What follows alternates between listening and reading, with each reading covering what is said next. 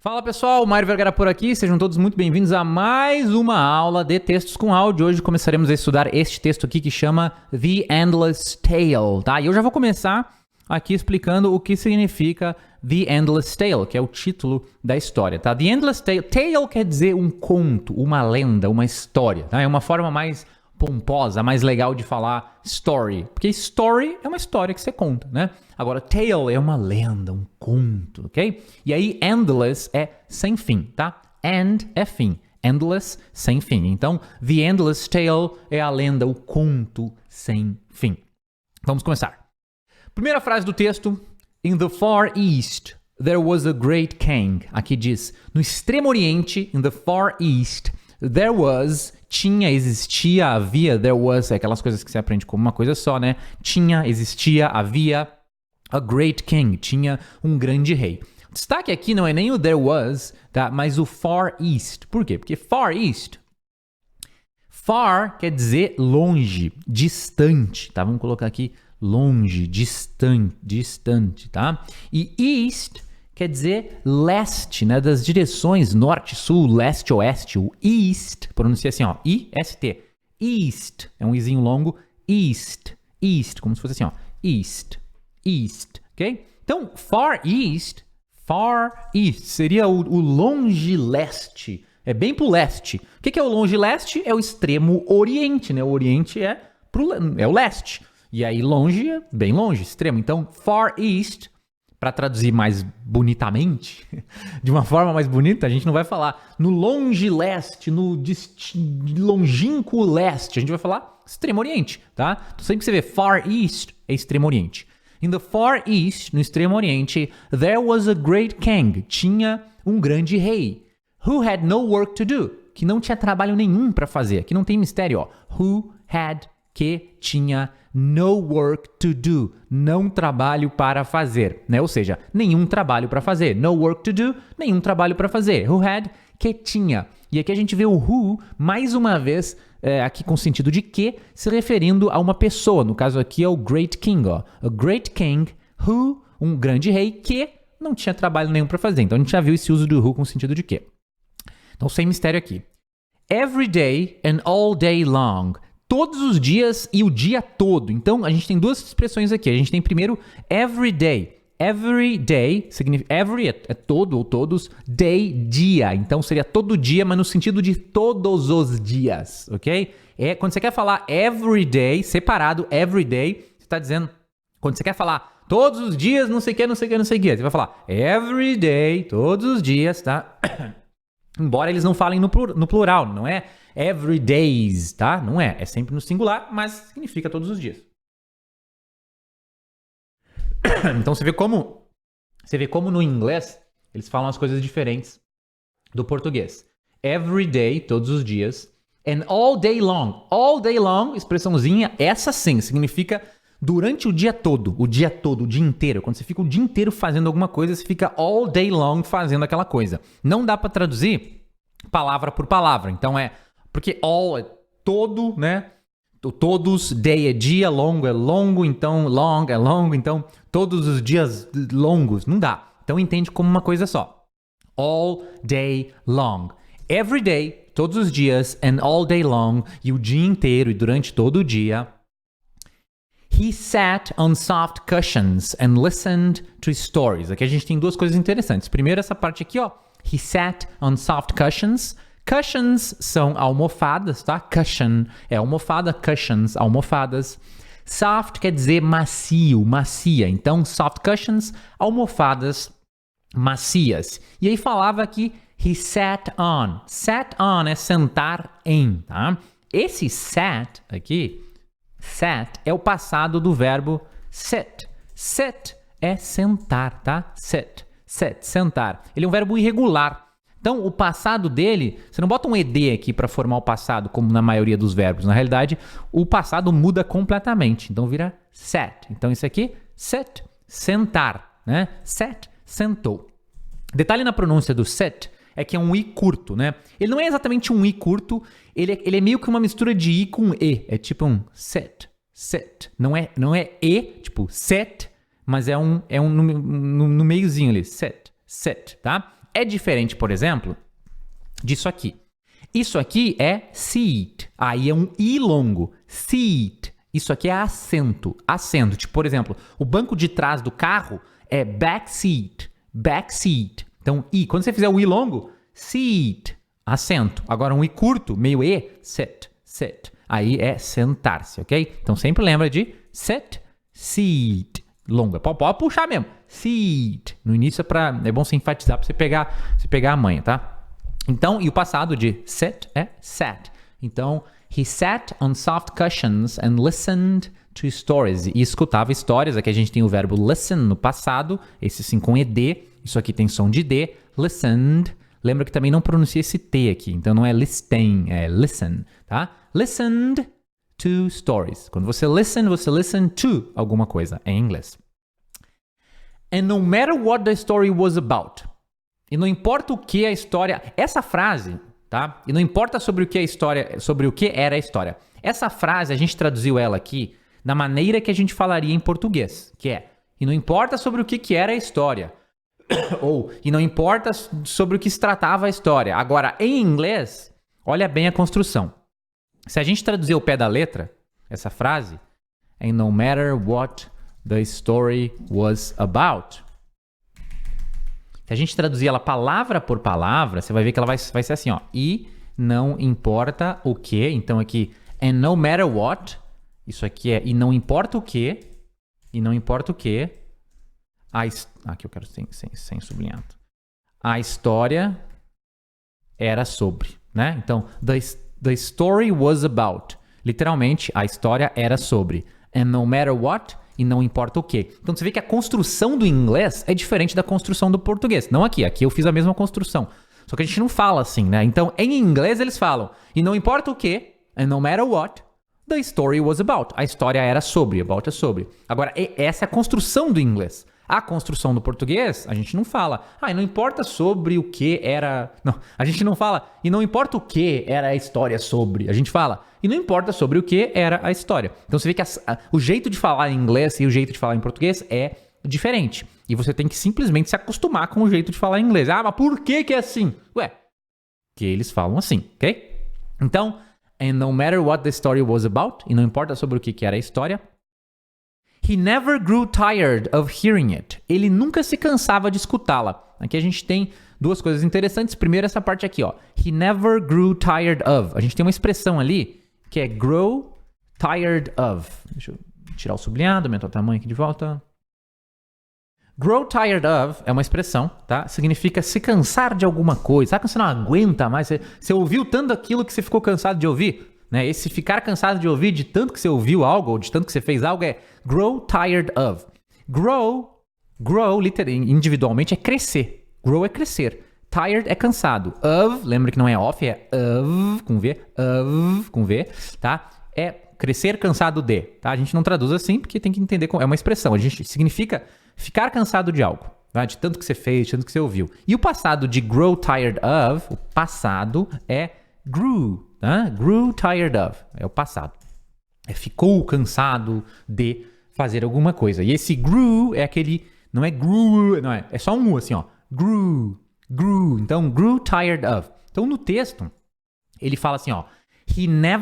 Ele nunca grew tired of. Ou seja, ele nunca ficou cansado de. Nunca se cansou de. Never grew tired of hearing it. Hearing... Lembra que a gente aprendeu hear, que é ouvir? Hear, ouvir. É um pouquinho diferente de listen. Hear é mais no sentido de você...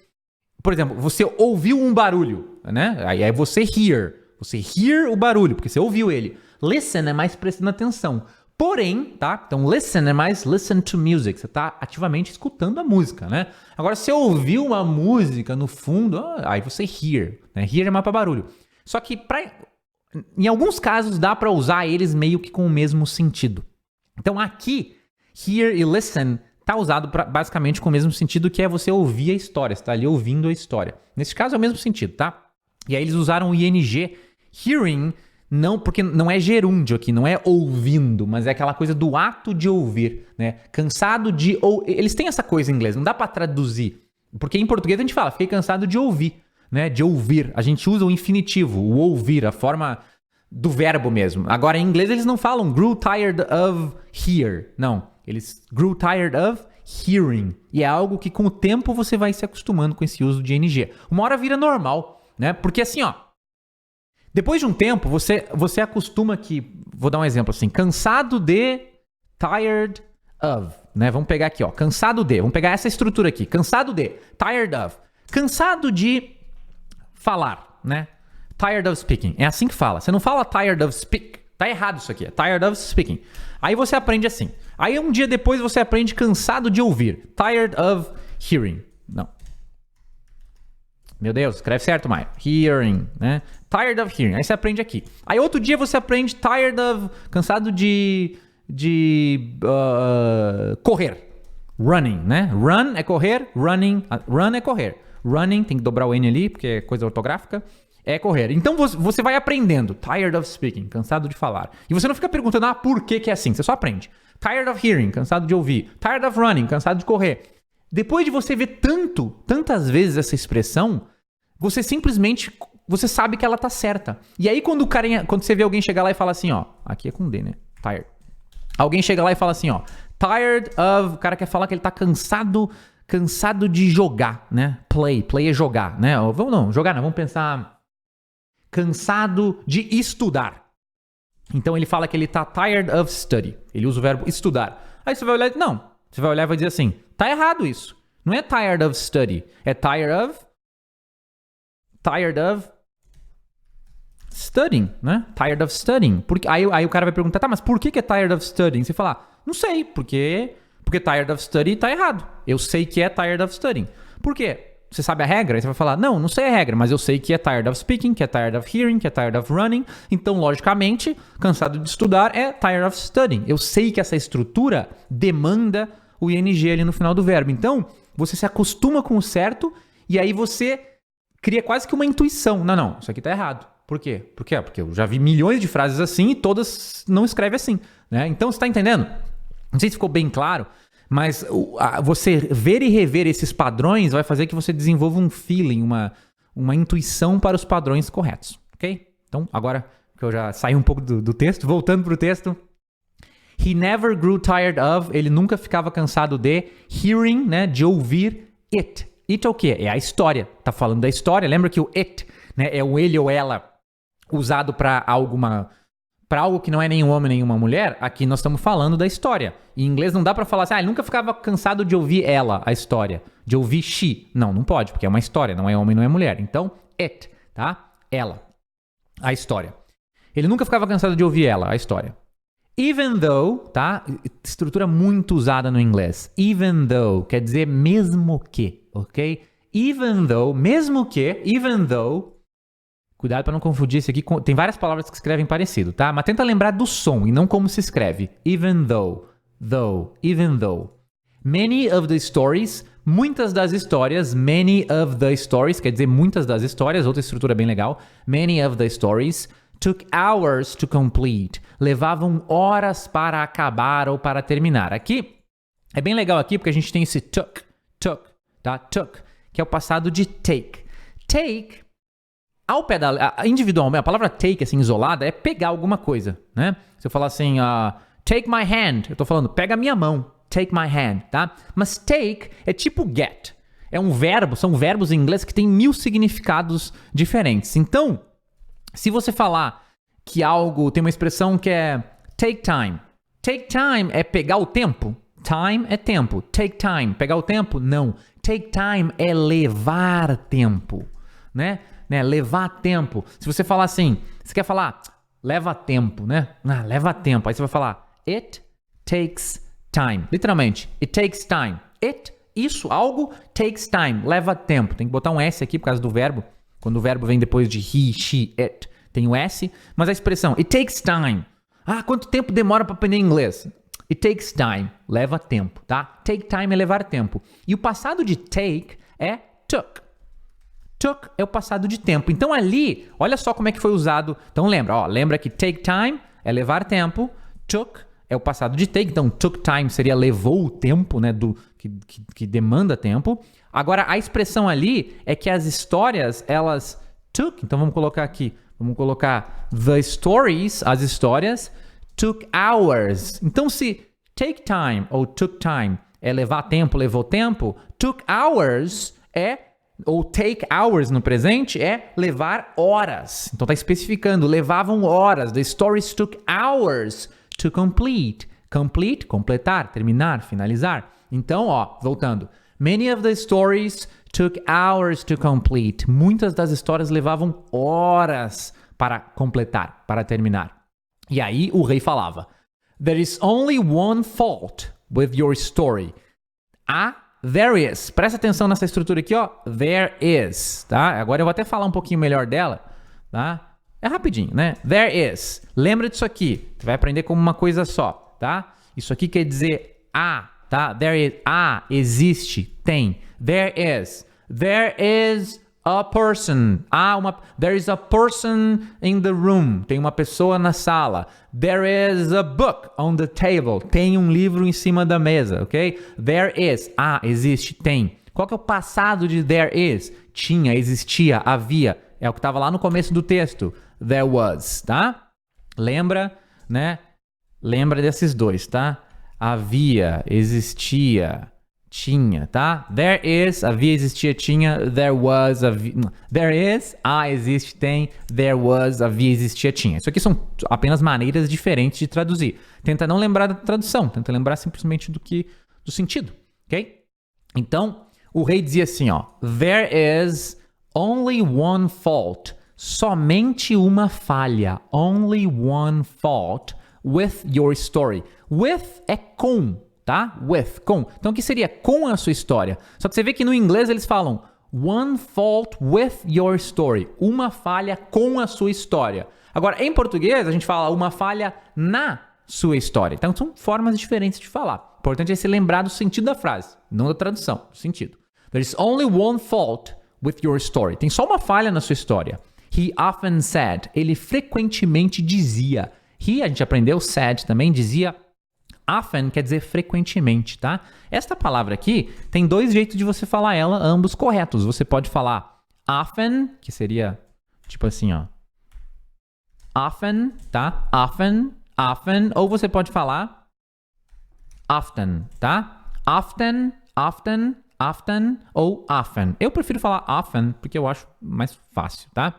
Mas talvez você queira falar often porque você vê o T ali, você quer falar o T.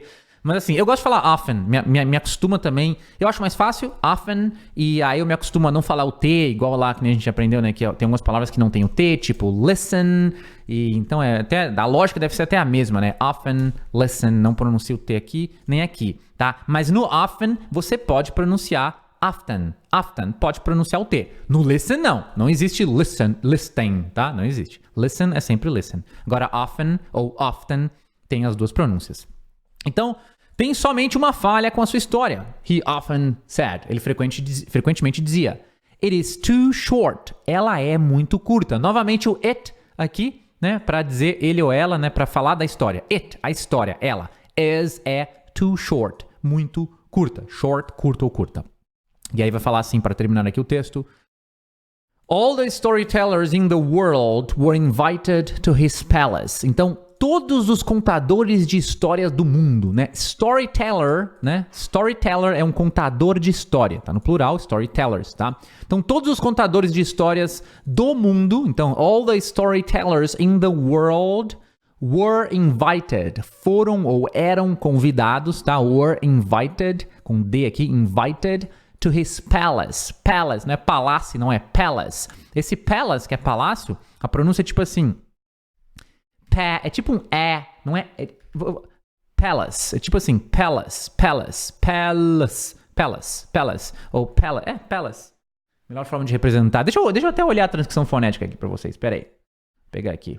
Rapidinho aqui, pega em tempo real, porque eu quero ver só a transcrição fonética, pra ver se... Transcrição fonética é como... Vocês vão aprender sobre isso no futuro. Palace. Eles colocam... A transcrição é tipo essa aqui, ó. Isso aqui é uma coisa mais técnica, tá? Mas no futuro... Deixa eu pegar. Pera aí, ó. Né? A transcrição fonética é tipo isso aqui, ó. É o jeito que a palavra... É o alfabeto dos sons, né? Então isso aqui é um... Ô, louco, vai ligar uma furadeira aqui em cima no fim da aula. Não, mas eu vou terminar a aula. Agora essa furadeira não vai nos atrapalhar. pé. Tem gente aqui em cima do escritório, né? E eles resolveram furar. Pé, tá? Isso aqui é pé e aqui é lus, palace, tá? Palace, vamos, né? Palace. Então, all the storytellers in the world, todos os contadores de história no mundo were invited to his palace. Eram convidados para o palácio, né? His palace, palácio dele, do rei. And some of them, e alguns deles, vocês aprenderam which of them, não aprenderam? Which of them was the most foolish, lembra? Qual deles era o mais tolo? Agora não é qual deles, é alguns deles. Some of them. E você vê como as estruturas, quando você estuda texto com áudio, acontece isso.